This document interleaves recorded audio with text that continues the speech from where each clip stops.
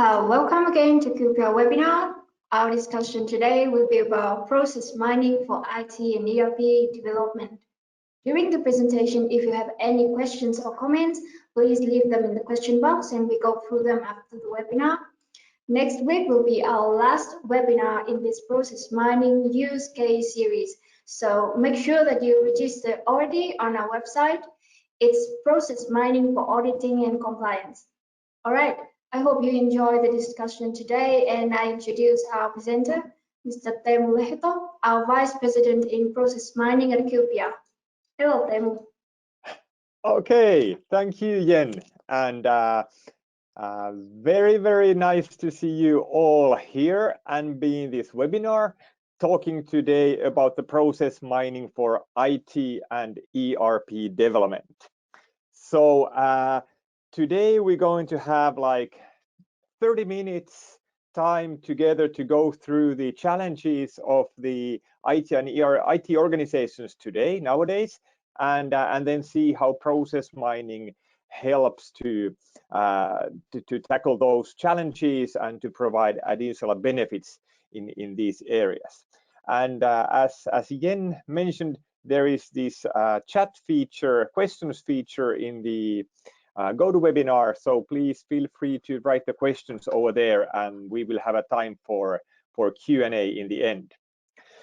All right, so this is the agenda. First, a bit of an introduction, and then I would like to approach this topic from the ERP lifecycle point of view, and it's kind of a straightforward four-step life cycle. We are design step, implementation step, then the deployment of these IT ERP systems, and then the maintenance.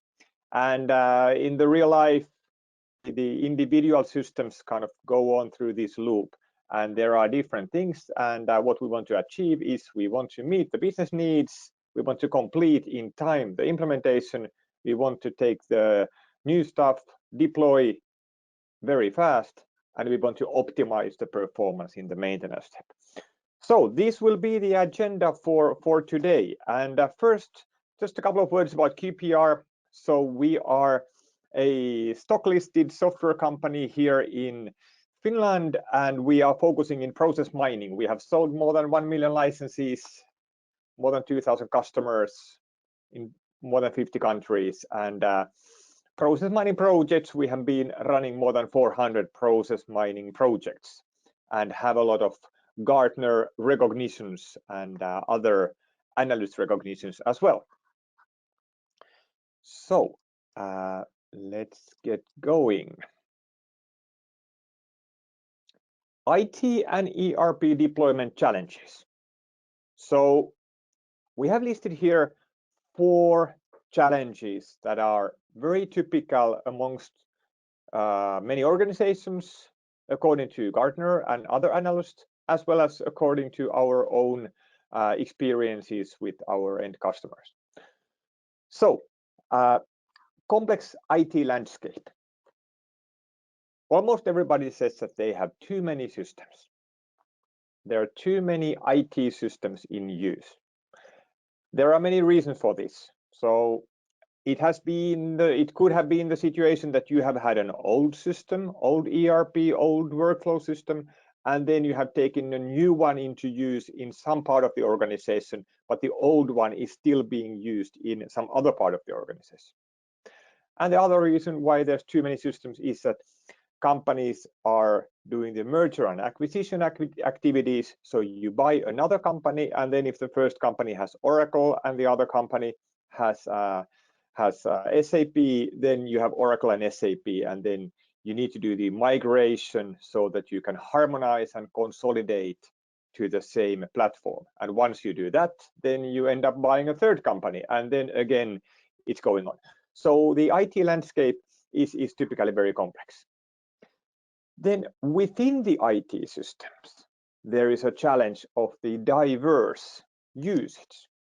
Like you may have one SAP, for example, and you may have a clear blueprint and instructions on how to use the SAP for your purchase to pay process. what are the required steps and how they should be done, or the order intake, sales, order to cash process.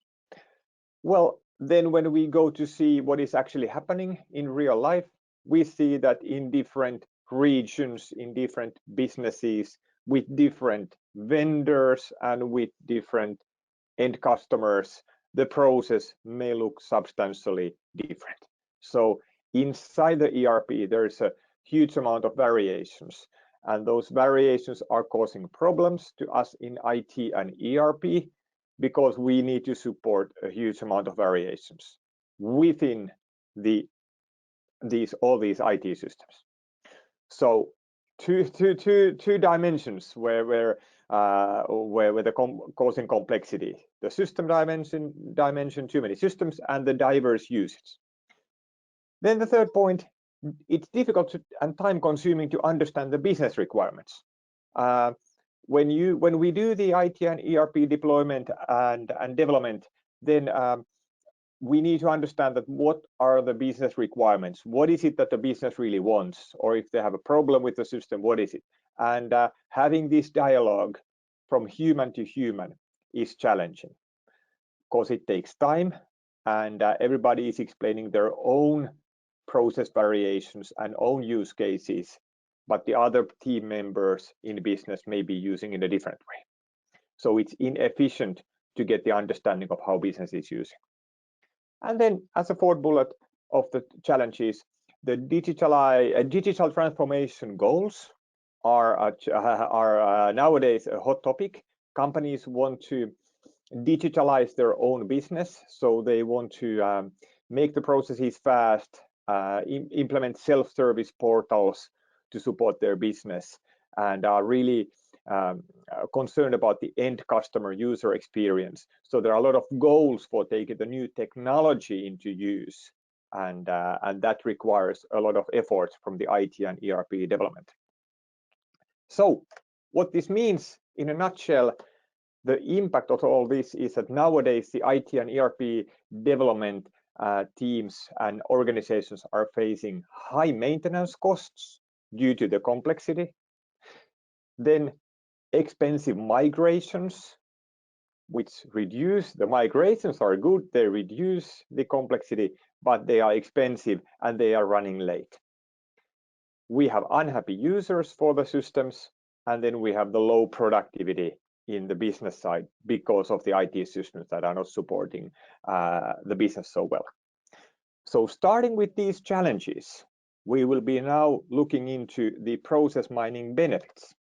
So checking the IT and ERP development lifecycle, design, implementation, deployment, and maintenance.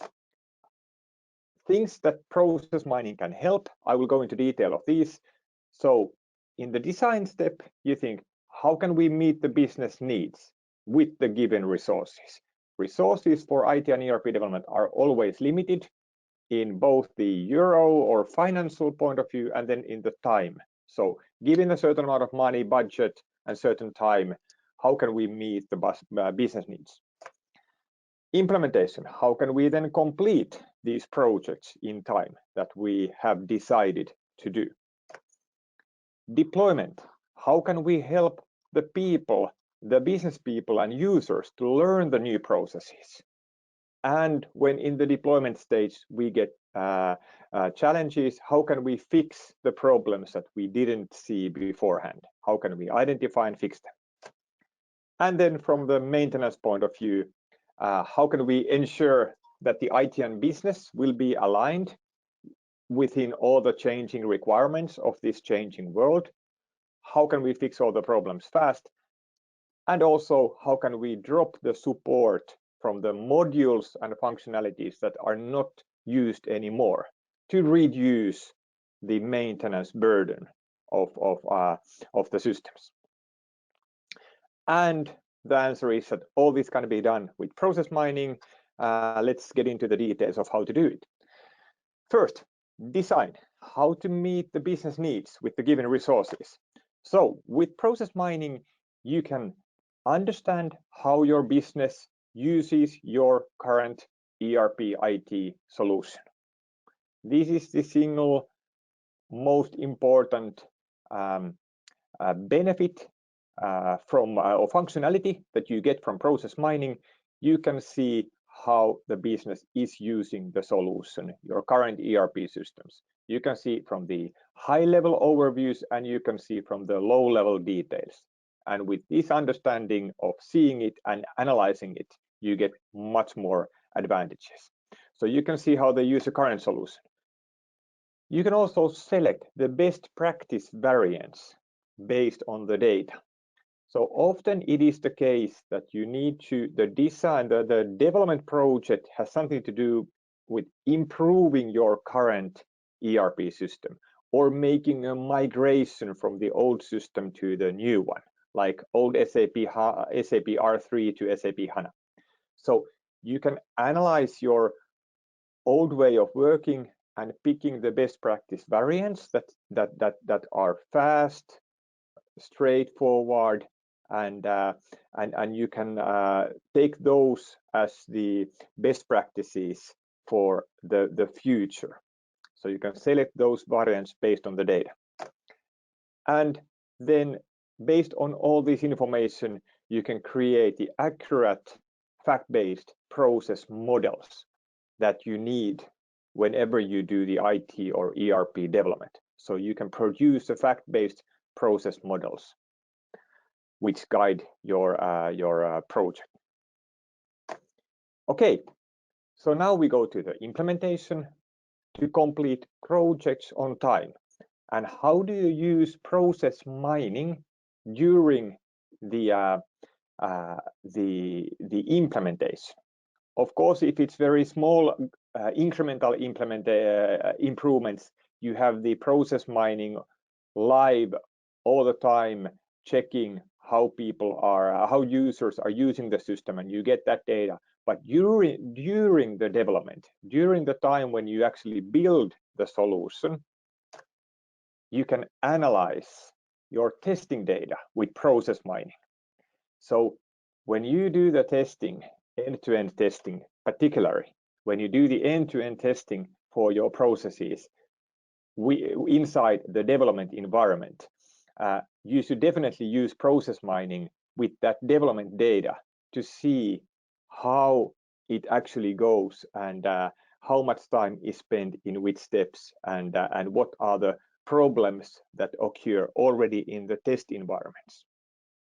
Process mining is very good in that, and we have a nice customer reference story available in our website, having been very successful with this method. When they took a totally new ERP system into use, they were migrating from their old system to IFS ERP system.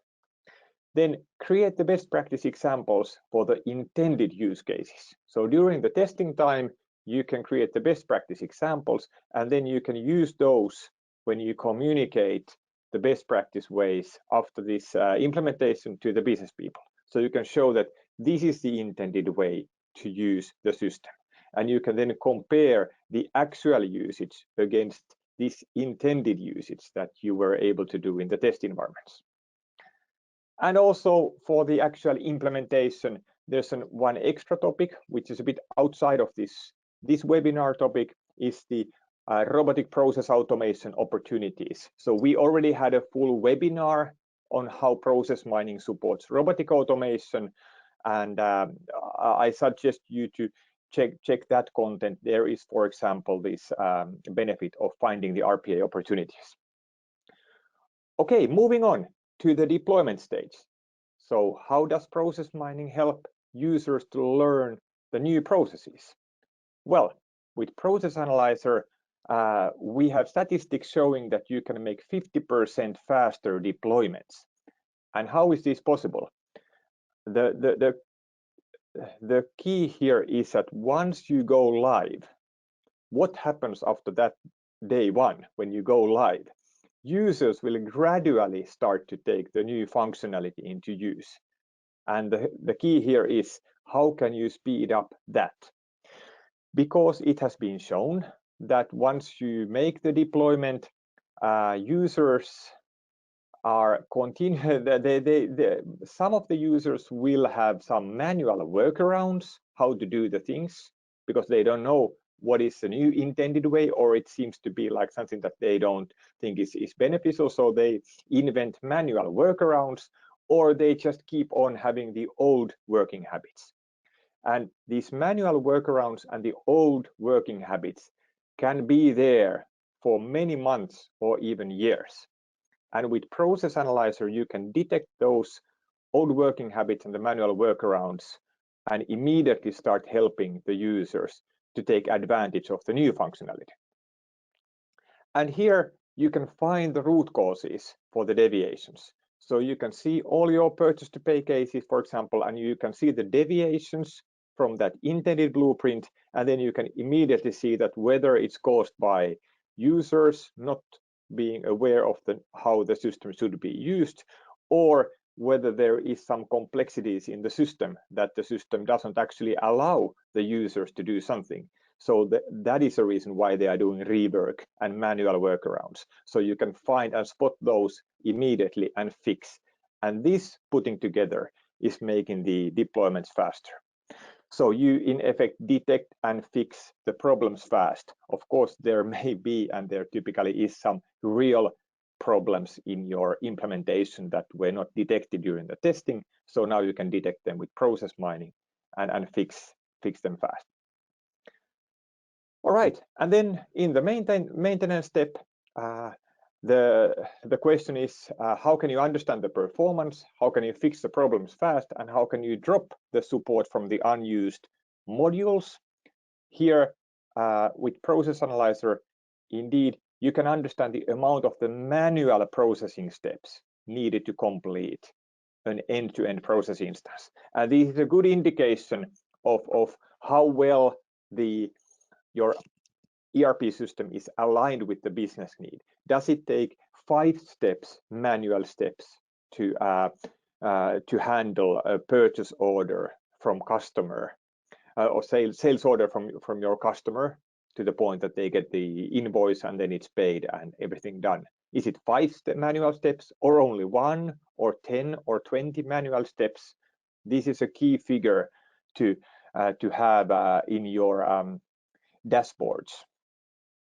Okay, then based on that analysis, you can continuously detect and fix the errors. You can see the manual workarounds, you can see the deviations of the intended process, you can see the unnecessary rework, and all this comes from the data analysis, process mining data analysis, and then the ability to see the root cause, what is behind of that problem. And then you can see these functionalities that are not in use anymore. And this is the basis for dropping the support from the unused modules, and this is driving your ERP maintenance costs down. So this kind of setup for IT and ERP development, and I would like to jump into the demo to show you how it works in practice, and then we'll have time for the questions. So let me go here. Okay, QPR Process Analyzer. Let's see here. Discover, optimize, and automate. And now we are using this for IT and ERP development. And let's take a screen and here. So what we have here is a purchase to pay process. So it starts by shopping carts being created and purchase requisitions being created, and then the purchase order actually being created over here. The flowcharts generated by Process Analyzer also show technical IT-related events. For example, the PO item changed, so the net price is being changed over here. Vendor confirmations, the order acknowledgements coming from the vendor management systems, and invoice block deactivations, and this kind of low-level technical details. It is also possible to see this flow chart with for example, SAP transaction names and codes. So you can see the transaction code that has been used in order to create the purchase order or in order to change the purchase order. So there are many ways how to get your desired data into the flowchart. And the best part is that, of course, with Process Analyzer, you can limit the visibility or you can add more activities to the flowchart to have a more detailed view of your process. So this is the process, but it ain't so simple as we know. So this is on a high level, the process is like this, but then as we remember, there are different variations of this process. For example, if we look at the company code over here, we can see that the process looks something like this in general, but if you look at the process in US, then the process has this kind of shape, and if you look at the process in Germany, it looks like this, and the process in Latvia looks like this. This is demonstration data, but we see that the process is very different in different parts of the organization. Now, are we really able to see the difference is a good question if I just show them once after each other. But luckily, Process Analyzer has the root cause analysis and benchmarking functionalities. So for example, to see the USA process, which is now displayed here, in comparison with the average process in the other areas, we can just drag and drop this into the here we put that to the root cause condition. So now it's finding the root causes, and now we see with the red color that in the US business, the purchase requisitions are being created in 66% of the cases, whereas in the other regions, purchase requisitions are only created in 29%. Also, the vendor confirmations are coming very nicely in US business, 87%, but only 36% in the other regions. However, US is not using the shopping cart created functionality, so it's only 8%, 2% and 8%, where the other regions are using 56%, 16% and 55%. So this is like showing with the red colors the paths that are very typical in this particular business, and with the blue colors the other areas. And now we can run this analysis for any of the regions we want to see. Like if you look at the UK, let's put that to this root cause condition. Now we see that in the UK, they use the shopping carts a little bit more than average, but they don't use the purchase requisitions so often. Also, we see the order acknowledgements and quality inspection is not being recorded in UK, whereas in other parts it will be recorded in 7%. So this kind of comparison and finding the differences in the regions, the benchmarking is very, very easy with Process Analyzer. Also, the question is that what kind of process variations there are in general. We can check the variations over here and just see that that this is the most common process variation here in the top. So we have this shopping cart created, shopping cart approved, item created, documented, invoice received, goods received, deactivation, payment, and due date. And this is happening in 3% of the cases. So this is the most common process variant, and this is the second most common, where we see that the goods received is coming before the invoice. Here the goods received is coming after the invoice. So there are a lot of variations, and amongst these variations we can spot the good performing variations as best practices and the bad performing variations, for example, based on the total duration of that it takes to complete the variation. And we can also run all kind of root cause analysis to see that how is this variation different than the others. So we have we can get a good understanding of the benchmarking and then all the variations in the process. So now let's see how this when we do the change, we start to teach the users and see how they are using it. So if we, for example, see the flow chart and we see that, oops, there is this price change, and we wouldn't want to have this price change. So now we see that, okay, 5% of the cases are having this, let's say, this issue. Or let's take the PO item changed. So the price has changed in the purchase order item. Okay, 12% of the cases. So now we can find the root causes and see that where is this kind of functionality happening. So we take the root cause analysis now for these case attributes. So here we see that on average, we have this 12% of the cases having the price change. But here we see that if the PO type is PO standard, then 18% of the cases are having a price change. Or within this purchasing organization, EMEA BIS Z51, 75% of the cases are having price changes. So this is giving us the understanding that, hey, maybe there is something challenging in this purchasing organization. So we can now limit this root cause analysis. Let's limit this to the PO purchasing organization.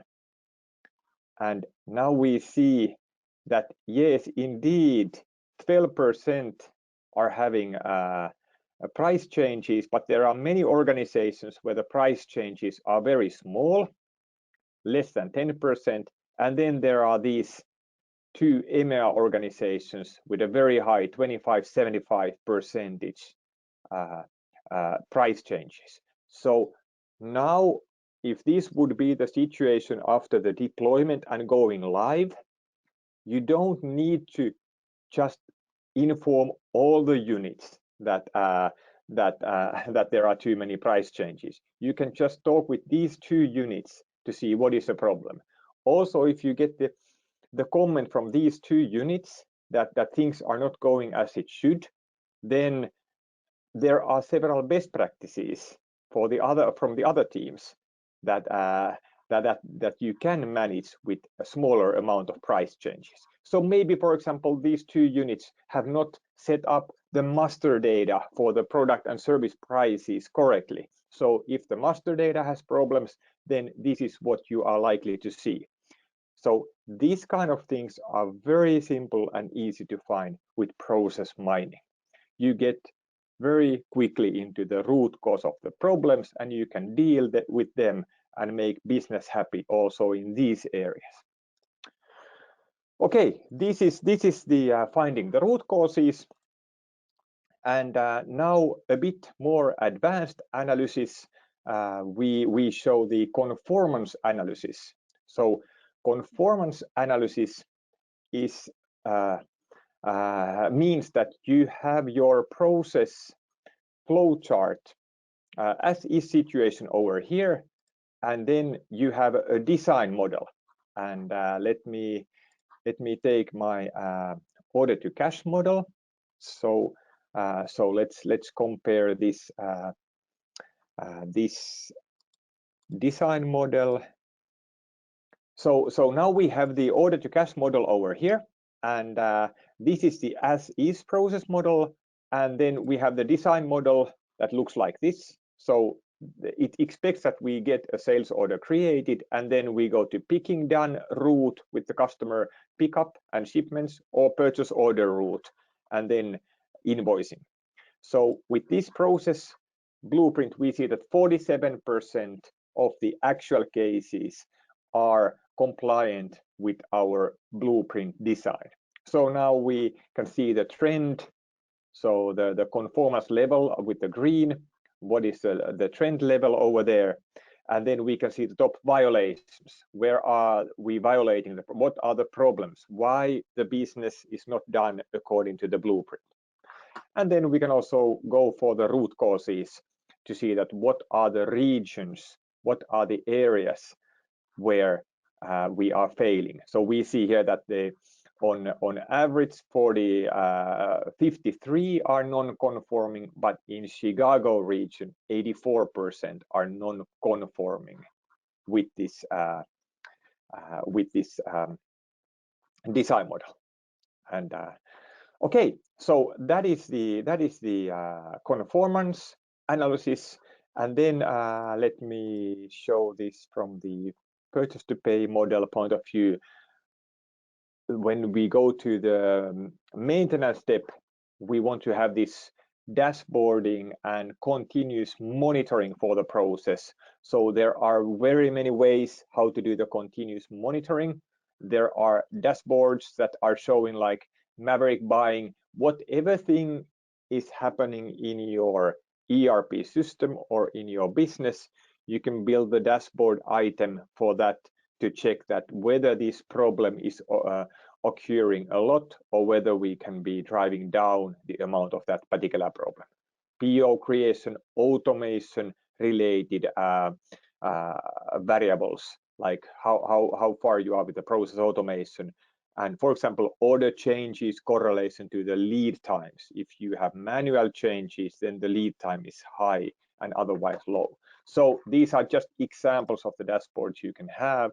And then, for example, the IT landscape complexity can be measured by checking that how many process variations you have.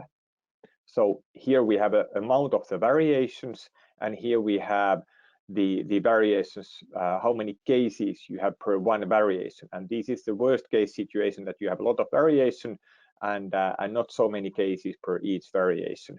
And you can see the bubbles here, and you can see how complex the business is within your different company codes. And here we can change this dimension so that you can see that, okay, what about the vendors? Okay, with these vendors, you have much more complex business than with this large vendor. You have a straightforward business. Or purchasing organizations, you can see that this purchasing organization is doing a better job than some other purchasing organization over here. Okay, so this is the IT and ERP development support functionality in Process Analyzer in nutshell. Of course, there's much more, and these we already went through in the previous webinar. So we already went through with the robotic process automation dashboards that are basically offering you a very good understanding of how your automation rate is developing within your organization, and checking what would be the logical next task that you should consider to automate. So automation opportunity scouts that are showing the tasks. For example, here we see that the shopping cart creation is always done and never done by the robotics, but here we have the purchase order item creation, so it's being done 40% manually, 60% automated. So this could be a nice candidate for the next automation, and other features over there. So this is an example of how to use process mining for IT and ERP development. There's much more dashboards, much more functionalities, machine learning based clustering views and more. So if you are interested in more of the details, please now make a question to the chat box or book a meeting with us, and I'm happy to show and demonstrate right after this just continue and demonstrating that. So as the summary of this webinar, with QPR Process Analyzer, you can meet the business needs in this design step. You can complete your implementation on time with the help of the process mining for the testing phase. And most important areas, you can deploy fast into the business because you have the system. Now you need to get the people to use it, and that's precisely the area where process mining excels all other methods. So process mining is really good in this step. And then once you do it over here, it nicely floats into the maintenance, where you can optimize the full performance of your systems, align with the business needs, and drop the modules that are not used anymore to drive down the costs. Okay, upcoming webinars, feel free to register in this page. But let's now see what questions we have over here.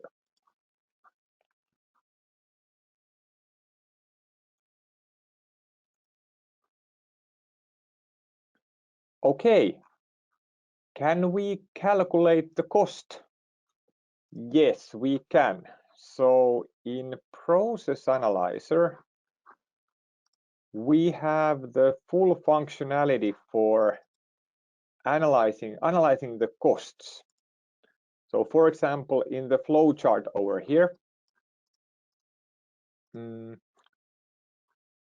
we can decide whether we want to show the amounts of the events, which are the purchase to pay purchase orders, and we can already here show the total cost of handling this particular event type. So handling this particular event type is 223 million.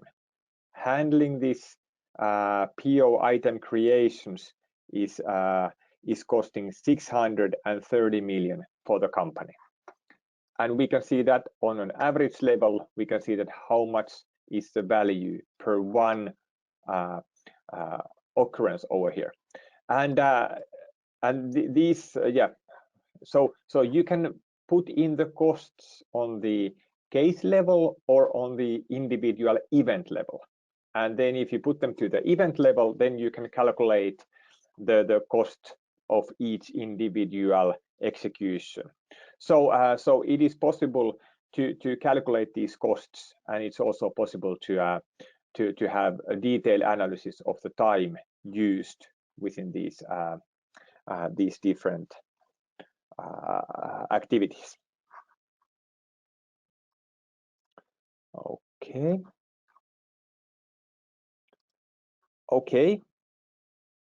Then we have a question of how does the clustering help in IT and ERP development? Okay, clustering. So clustering analysis is over here. There are two versions of it. I can actually show you first the clustering from here. And let's go into the presets, advanced and AI analytics, and clustering. So clustering is using machine learning to group similar cases, to find the similarities within cases. So those cases that are similar, they will be put into one cluster, and those that are different, they will go to the other clusters. And now looking at the data over here, the tool is finding 5 clusters and then specifying some typical attributes for each cluster. And this way, if you have a data quality issue, you are very likely to find that bad quality data within the clustering, because you would have similar cases that are, for example, missing the master data. So if you are missing master data, then something is here like shopping cart not available. So you would have a lot of not available data items here, and then that will lead you to the question that, okay, hey, there was some data quality issue on some particular month or some particular time. But once you can clear the data quality problems, then this helps you to understand those process variations. It helps you to get a high-level understanding of what kind of businesses you have in your organization. For example, we are now having all the events over here, and if I would be interested in company codes, I run the clustering with all the event information and then the company codes. And now we see that in this first cluster, 45% of the cases, we have Latvia and US. So they seem to be similar to each other in terms of this event execution. However, UK and Italy, are the second cluster, most common company codes. So they, again, cases here seem to be similar to each other, and they are going through these shopping carts where in Latvia and US they use a purchase requisitions. In Germany and Italy, you see you are going through the shopping carts again, and here you have the invoice block deactivated in all of the cases. And again, here you have the Spain and Luxembourg, and then these kind of properties for the flow. So machine learning is capable of finding similarities, and as the person who wants to understand what kind of cases we have, what kind of businesses we have, you can easily run this machine learning guided analysis and, for example, group similar company codes here. And if you want to see more rows, you can just, of course, run the analysis again. And now we get much more countries, and it also does the reclustering. So now we have the Latvia and US over here, and with the other countries, Austria, Finland, Greece, Luxembourg, Latvia, these are belonging to that cluster, and then we have the Argentina and so on, similar countries having these properties listed down over here. And if you want to see something else than the clusterings, we can company codes, you can go here to analyze your vendors, for example, what kind of similar vendors you have in the purchase to pay, and you see that this vendor, this big vendor occurs very much in this particular cluster, and then this is very much involved in the second cluster and third cluster. And if you want to see a bit more vendor names, we get them. We can just rerun the machine learning and see that these are the similar vendors with these kind of similar event types. So clustering is a powerful feature for you to understand the similarities, and whenever you get a business requirement, you may check from the similarities at what are the likely candidates of having a similar kind of business than the one who is requesting that functionality. Okay. All right. I think this is our webinar for IT and ERP development, and it was really nice to talk to you. And I don't know, maybe Jen, do you want to say a couple of words in the end? Yeah, thank you everyone for joining our webinar today, and you can find the materials for today's webinar, the webinar recording video and the presentation slides on QPR blog as usual. And if you have any questions or comments, please send them to marketing@qpr.com. And if you have any questions related to process mining projects, please contact our QPR via website or email us, and I'll be happy to schedule a meeting with an expert for you. And thank you, and see you next week. See you all. Yes, bye-bye.